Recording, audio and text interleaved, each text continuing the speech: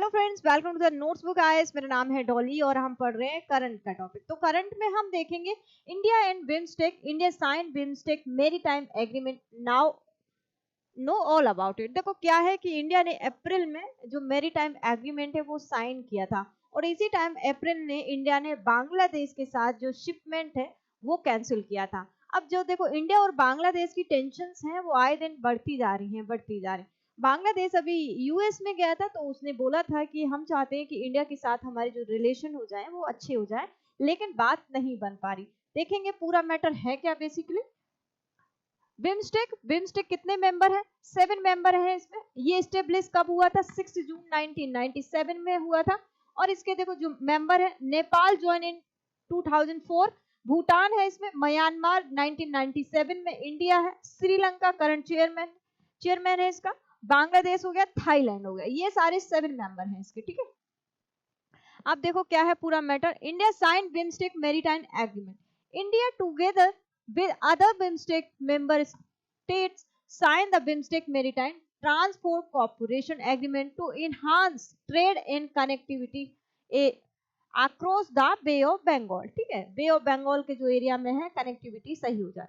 अब देखो however India decision to withdraw a crucial transshipment facility for Bangladesh. अभी अप्रैल की ही बात है तो इंडिया ने क्या किया था कि जो ट्रांसशिपमेंट फैसिलिटीज है जो बांग्लादेश की वो उसको विड्रॉ कर लिया था। अब हुआ क्या था कि बांग्लादेश है, ठीक है, जो इंडिया के थे पोर्ट उनको यूज करता था। अब यहाँ पे इनको कोई पैसे वैसे नहीं देना पड़ता था, यहाँ पे ये फ्री में ये पोर्ट यूज करते थे। अब इंडिया का ये जो पोर्ट यूज करते थे तो इसके थ्रू ये भूटान हो गया, श्रीलंका हो गया, यहाँ पे फ्री ट्रेड कर सकते थे। अब क्या हुआ कि इंडिया ने ये पोर्ट इनको बंद कर दिया तो अब इनको जो ट्रेड करने में, जो दूसरी कंट्री से ट्रेड करने के लिए इनको मुश्किल आ रही, क्योंकि जो डिलीवरी होनी थी वो लेट हो रही है और जो पैसे थे वो भी ज्यादा लग गए, क्योंकि अब दूसरा रूट इनको ढूंढना पड़ेगा कहाँ से ट्रेड किया जाए। और जब इंडिया के पोर्ट से ट्रेड होता था इनका तो इजी होता था, फ्री ट्रेड होता था, तो इसलिए यहाँ पे टेंशन बढ़ गई। अब यहाँ पे बांग्लादेश का कहना है कि ये पॉलिटिकली इशू है। अब यहाँ पे ये बात हुई क्यों? क्योंकि बांग्लादेश के एक मिनिस्टर थे, वो गए थे चाइना, तो चाइना में उन्होंने जाके बोल दिया कि जो नॉर्थ ईस्ट है पूरा वो लैंडलॉक है और वहां पे जो इनका बांग्लादेश का जो ट्रेड है बहुत अच्छे से हो रहा है, तो वो चाहते हैं चाइना वहां पे जाके रोड वगैरह बनाए। तो ये बात क्या हुआ कि भारत को अच्छा नहीं लगा और फिर ये उसी टाइम की ही बात है, तभी भारत ने जाके जो बांग्लादेश की ट्रेडिंग के लिए जो पोर्ट था भारत का वो बंद कर दिया। और यहाँ पे क्या रीजन क्या दिया कि यहाँ पे बहुत ज्यादा पॉपुलेशन हो जाती है, लोग आते जाते हैं, तो इसकी वजह से दिक्कत हो जाती है पोर्ट पे, ठीक है, भीड़ भाड़ हो जाती है पोर्ट पे, इसलिए इन्होंने इनको मना कर दिया। The arrangement aims to simplify customer and shipping procedure among BIMSTEC nation, promote multi dimensional transport across rail हो गया, रोड हो गया, नेटवर्क, ठीक है, lower logical cost and reduce regulatory hurdles, improve connectivity and landlocked countries such as Bhutan हो गया, नेपाल हो गया, इनके साथ कनेक्टिविटी अच्छे से हो जाए। The aligned with India's border initiative to boost regional trade infrastructure, particularly under its Sagarmala programme, ठीक है। अब टेंशन विद बांग्लादेश, बांग्लादेश के साथ क्यों टेंशन है कि in April India revoked Bangladesh transshipment facilities which had enabled Dhaka to export good to other countries using Indian ports. मैंने अभी इनके बारे में बताया है कि यहाँ पे कि इंडिया ने अपनी ये ट्रांसशिपमेंट जो है वो विड्रॉ कर ली थी, तो यहाँ से जो बांग्लादेश है अब ट्रेड नहीं कर पाएगा। तो citing port congesting as the reason क्या दिया कि ये कंजेस्टेड है पोर्ट, इसलिए यहाँ पे इन्होंने विड्रॉ कर लिया है कि अब यहाँ से बांग्लादेश जो है ट्रेड नहीं कर पाएगा। India also impose import restriction on select Bangladeshi goods entering through land ports in the north east. देखो अब यहाँ पे क्या हुआ था कि जो गारमेंट्स होते हैं बांग्लादेश के वो भारत में बहुत ज्यादा सेल आउट होते हैं, तो इंडिया ने इस पे भी बैन कर दिया कि अब जितने भी रेडीमेड गारमेंट हैं भारत में आके जो सेल आउट होते हैं वो अब नहीं होंगे। तो इससे क्या हुआ कि 85% जो गारमेंट का मार्केट था बांग्लादेश में वो क्या हो गया, डाउन चला गया। नेक्स्ट देखेंगे क्या है एज अ रिजल्ट, इसका रिजल्ट क्या हुआ, इंडिया और बांग्लादेश की जो टेंशन है, Bangladesh garment industry which account for over 85% of countries export earning has been severely affected. Exporters are now burdened with higher cost and longer transit time by routing shipment through Sri Lanka and south east Asia. अब क्या हो गया कि आप port use नहीं कर पाएंगे free, तो अब इनको साउथ ईस्ट एशिया में ट्रेड करने के लिए किसी और रूट को ढूंढना पड़ेगा. फिर यहाँ पे कॉस्ट बढ़ जाएगी, यहाँ पे शिपिंग का चार्ज बढ़ जाएगा, ठीक है. और टाइम की अगर बात करें तो टाइम बढ़ जाएगा, बेसिकली डिलीवरी लेट हो पाएगी, है ना. The move has eroded regional trust and signaled concern that India's trade policy may be driven by political consideration. इसकी बात हो गई.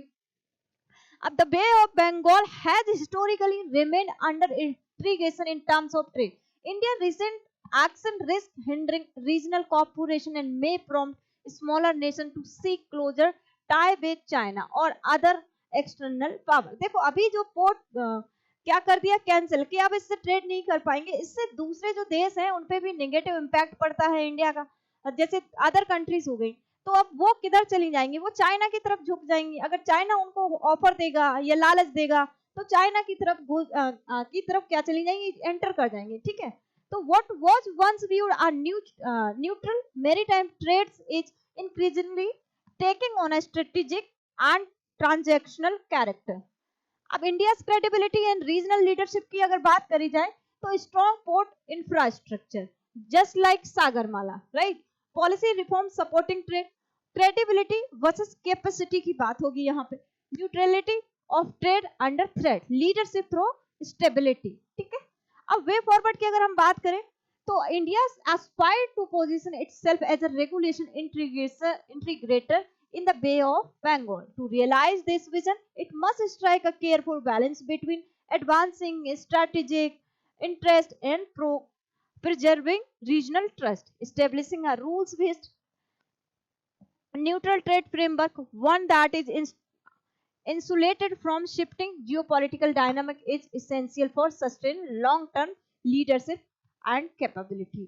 ठीक है. अब देखो strategic and economic implication of decision. अब इसके दो तरीके से इम्प्लीकेशन होंगे, एक तो इकोनॉमिकली होंगे, दूसरे स्ट्रेटेजिकली होंगे. अब इकोनॉमिकली क्या होंगे, जब बांग्लादेश का इन्होंने बंद कर दिया कि Bangladesh readymade garment export who really heavily on India port for global shipment are directly affected. तो जितना भी जो बांग्लादेश का रेडीमेड जो था पोर्ट से दूसरी कंट्रीज में जाता था, गुड्स थे उनके, तो यहाँ डायरेक्टली अफेक्ट होंगे. नेक्स्ट देखो, with transshipment access revoked, exporter must now use longer costlier route through Sri Lanka हो गया, south east Asia, increasing operational burden. और अगर स्ट्रेटेजिक इम्पैक्ट की बात करेंगे तो India has emphasized land connectivity the northeast as a pillar of its Act East policy. However, trade restrictions such as may ban on 7 Bangladesh imports by land route. अभी इसके बारे में हमने लेक्चर बना लिया है, तो आप जाओगे जब यहाँ पे तो देखोगे तो मिल जाएगा, पूरा बांग्लादेश के ऊपर पहले बना दिया गया है, ठीक है. Undermine this narrative, such action rise doubt about India's reliability as a trade partner and could weaken its strategic position in the region. अब देखो इंडिया का रोल और इनिशिएटिव क्या है, इसके बारे में बात करेंगे. During the summit India also unveiled several significant initiates. Number 1, Center of Excellence in India covering disaster management, sustainable maritime transport, agriculture हो गया, traditional medicine हो गया. Next देखो, the youth skill program Bodhi aim at enhancing training opportunity for BIMSTEC professionals, student, diplomats. और तीसरा point क्या है, a 21 point action plans for enhancing trade connectivity, technology होगी, एक्सचेंज करेंगे एक देश से दूसरे देश में. And capacity building हो गई on April 4, 2025 during the 6th BIMSTEC summit. ठीक है, कहाँ पे हेल्ड हुई थी, बैंकॉक में हुई थी. India and the other member state officially signed the BIMSTEC Maritime Transport Cooperation Agreement. This pact was also endorsed by Foreign Minister at a meeting just before the Leaders Summit on June 19, 2005. तो ये पूरा था कि maritime पे क्या effect पड़ेगा, BIMSTEC की बात हो रही थी. तो आई होप सभी को ये सेशन अच्छा लगा होगा, तो चैनल को सब्सक्राइब करें, लाइक करें, शेयर करें. Thank you.